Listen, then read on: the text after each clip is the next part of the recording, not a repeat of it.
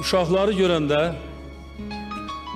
hər bir yaşlı insan yaxud da ki ata, ana, valideyn sevinir. Çünkü uşaqlar bizim sevincimizdir. Uşaqlar bizim həyatımızın mənasıdır. Uşaqlar bizim gələcəyimizdir.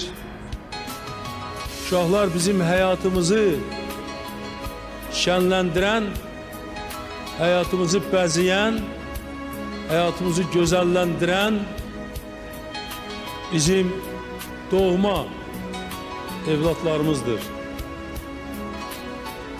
Hər bir insan üçün uşaqdan istəkli dünyada bir şey ola bilməz. Mən də